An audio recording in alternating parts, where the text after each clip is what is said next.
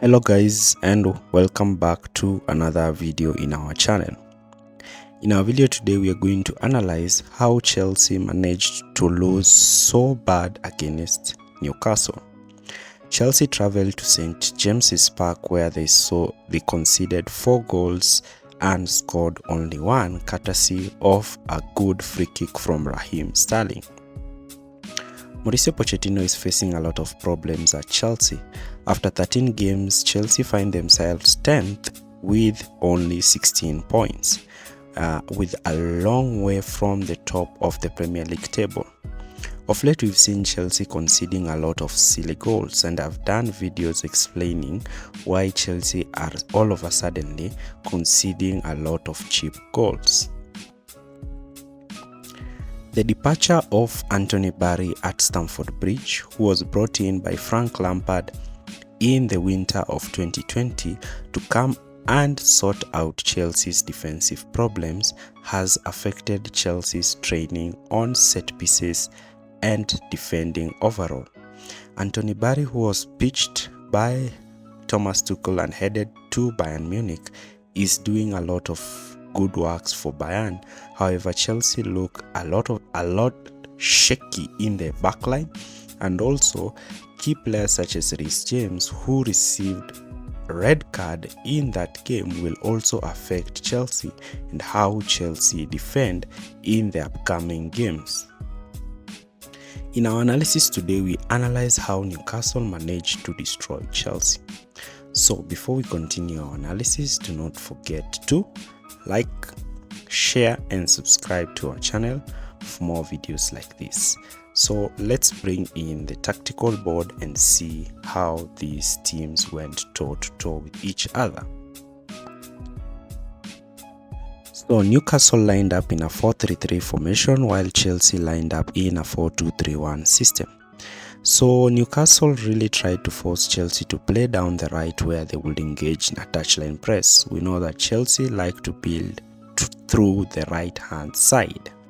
This is aided by the position of Cole Palmer during build-up, but Livramento was so key in stopping Palmer in these wide areas. So we saw Chelsea adapting how they build from the back. This is how Chelsea were building from the back. In the first 10 to 15 minutes, Chelsea were quite good.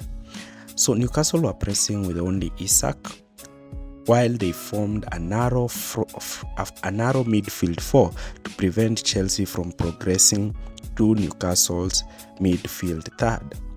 Cole Palmer became so instrumental during this first 10 to 15 minutes, because Reece James will push high up, drag Gordon out of position and create spaces in midfield where Palmer would receive the ball and immediately progress with the ball forward. Once Palmer received the ball, his main aim was to play in Conor Gallagher, who was operating in between the lines, so that Gallagher can receive the ball and attempt to play passes forward to Raheem Sterling and Nicholas Jackson. So during these phases of play, Chelsea looked quite dangerous how they were effectively beating Newcastle's press, and in the first 10 to 15 minutes, Chelsea looked like the team that was going to win this game resoundingly. So what went wrong? So Newcastle were pressing with their default 4-1-4-1 system, and the main aim was to prevent Chelsea's midfield progression.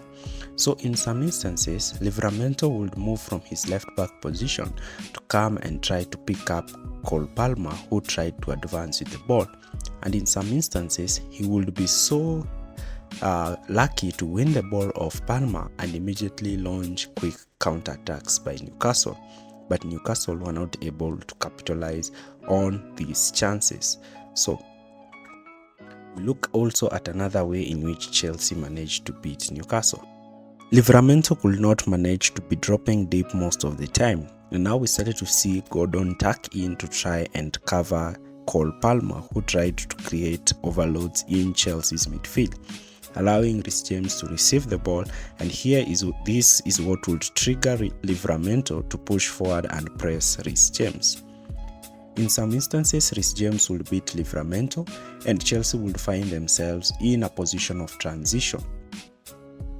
This created a lot of strength for Chelsea, since now they would be able to have numerical advantage against Newcastle's defense line.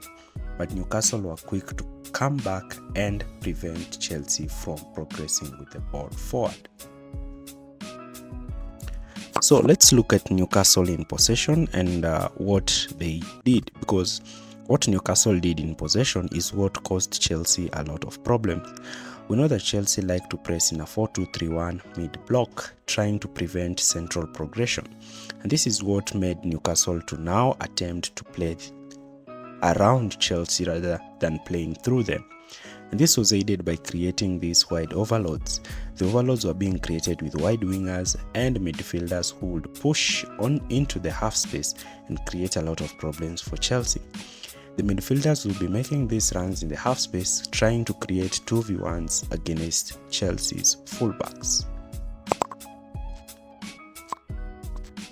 So, this was creating a lot of problem for Chelsea, and in some instances, Enzo Fernandez will be the one who will drop deep to try and cover the run of the fullback. And Livramento will invert so that he can tie up Palmer, so that this might allow Newcastle to create these extremely wide overloads, especially with the use of Kieran Trippier, who would overlap once Almiron will attempt to dribble past Marc Cucurella.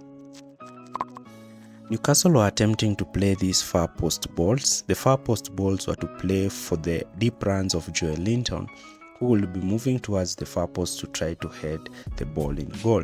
As I said, teams have realized that Chelsea are quite weak in quick switches of play, and therefore teams tend to try to overload Chelsea's fullbacks in the far post. We saw that with the Trossard against Arsenal. We also saw that with Haaland against Cucurella at Manchester City. This is because Cole Palmer does not track back quite often, and Pochettino likes his wingers to stay high up so that they can be quick to receive the ball in the counter and attempt to score goals through transitions. But this is a problem for Chelsea's fullbacks, since they are constantly in 1v2 situations. Now, in our next section, we look at snippets and clips of how Chelsea really struggled against Newcastle. I'm going to demonstrate it with the use of clips, so prepare yourself, and I'm looking forward to see how I will be editing these clips. So one way in which Newcastle were destroying Chelsea was through their constant set pieces. Newcastle are really good when dealing with set pieces, especially having a great set piece taker in Kieran Trippier. So here you can see Chelsea trying to build from the back. Leslie is picked by Joel Linton, while Enzo Fernandez is also picked by Milky, and the two narrow wingers. So this is creating a four-man player where Chelsea have a problem breaking through. So Palmer decides to be the one to drop deep and receive the ball directly from his centre backs, since both Leslie and Moises Caicedo have been picked by two Newcastle players. So Palmer receives the ball, and once Palmer receives the ball, he can spot that Guimarães has left Gallagher free, and therefore Palmer can exploit this by playing a straight through ball to Conor Gallagher. Gallagher is now able to receive the ball since Guimarães had left him unmarked in midfield. Remember, Guimarães was covering Conor Gallagher, who's playing in this floating number 10 position. Gallagher plays the ball, a first-time ball to Raheem Sterling, and now Chelsea are quick on the attack.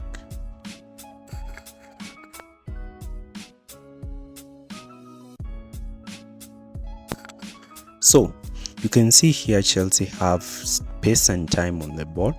You can see that Reece James was playing so high and wide as Marc Cucurella tended to stay deeper when Reece James was advancing. This was to allow Cole Palmer to operate in his preferred half space. Chelsea were also quite aggressive in pressing high during the initial 10 to 15 minutes, preventing Newcastle from penetrating through the Chelsea's press and Chelsea winning the ball easily. So Chelsea arranged themselves in a 4-2-3-1 system. You can see Jackson as the sole oppressor, with Chelsea having 3 players in behind him who are playing narrow to prevent Newcastle from playing through them. The role of Enzo Fernandez and Leslie Ogechukwu was to pick players in between the lines, as Chelsea were quite aggressive to force Newcastle wide, where they would engage in a touchline press. Now, the problem came from Chelsea when they started to press Newcastle wide, and Newcastle midfielders started to make these runs in the half space to attack the spaces that had been left by Chelsea's fullbacks. Here you can see Gordon has received the ball in space, and now Joel Linton is making that half space run, with the Livramento trying to create a 2v1 against Reece James. So Newcastle were not quite afraid from playing from the back, as they had already identified how they would create problems for Chelsea. Newcastle did not want to play through the middle, and therefore were baiting Chelsea to try and press them, and since Chelsea were creating this narrow midfield 5-man block, Newcastle realized that the only way to play is to play through Chelsea, and Newcastle centre-backs started to go directly to Newcastle's wingers, who will drop deep to receive the ball.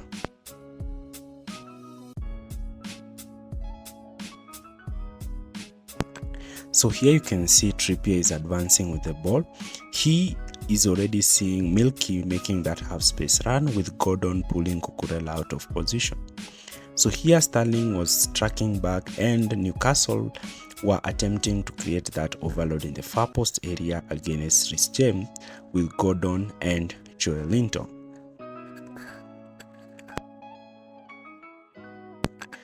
Reece James manages to win his aerial duel effectively, and now Newcastle, who had a 3-man dominant aerial threat in the far post area, lose possession and engage in another form of attack. Here you can see Marc Cucurella is now being pulled out of position by Almiron, who's starting wide. Newcastle are playing the way Guardiola likes to pull fullbacks out of position. You can see the gap that has been created between Badiashile and Marc Cucurella. And now Enzo Fernandez is tracking the run of Melky, who is attempting to attack that half-space channel.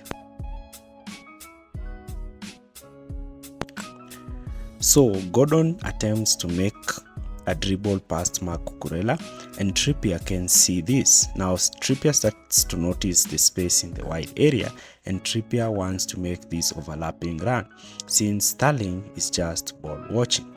So Almiron is proceeding with the ball, almost entering Chelsea's 18-yard space, with Cucurella now appearing so clueless on how he is going to deal with Almiron. Almiron plays the ball wide to Trippier, and now Sterling, who was supposed to track Trippier, is in no man's land, and Trippier has time and space to make a cross to Chelsea's far post. And Chelsea was so lucky that Joel Linton did not manage to score from this position, since the ball went over the top of both Thiago Silva and Banotti Badiashile. Here is also another incident of how Newcastle were creating these overloads against Chelsea. Trippier, Almiron and Melky were creating this triangle against Cucurella and Enzo Fernandez. All of them tried to maneuver the ball in these wide areas where they would whip in crosses, and you can see immediately Joel Linton is making that late run from midfield to the far post to try to outnumber Reece James and score the goal. But here Reece James manages to win the aerial duel.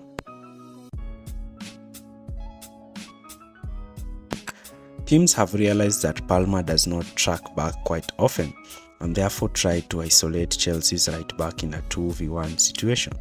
Here, Palmer has tracked back, but Palmer is not quite strong in dealing with Gordon, and Gordon can now make the pass in front of Chelsea's 18-yard space. Look at the space that Chelsea have created in front of goal. So Gordon plays a first-time ball to Joel Linton, and Joel Linton is now able to play the ball to Almiron. So Almiron receives the ball, and now Chelsea's defense line, which had dropped so deep, is now trying to come forward to try and prevent Gordon from scoring. And this is the disorganization you are going to see shortly of how Chelsea were disorganized. So the defense line does not move as a unit, and Thiago Silva and Marco Kurela play Isak onside, and Isak is now able to receive the ball in space and time and onside, and Isak manages to be 1v1 against Sanchez, and Isak manages to score the goal. This was a clumsy goal that Chelsea should not have conceded in the first place, but Isak manages to score the goal, and Chelsea are now 1-0 down. And together with the atmosphere at St. James's Park and Chelsea's young and experienced team, Chelsea developed cold feet, and you can see how Chelsea became shaky after that goal.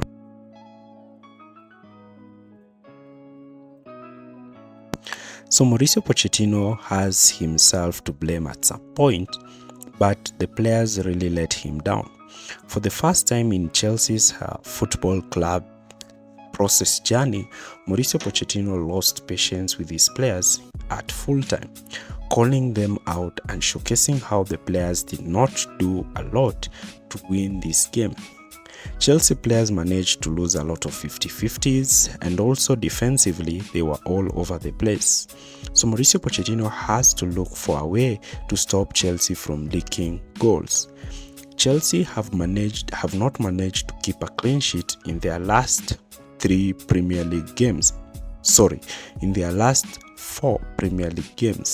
and this is a cause for worry for Mauricio Pochettino as he attempts to strike the balance between attack and defense for his young Chelsea team. If you've stayed with us till the end of the video, do not forget to like, share and subscribe, and thanks for watching.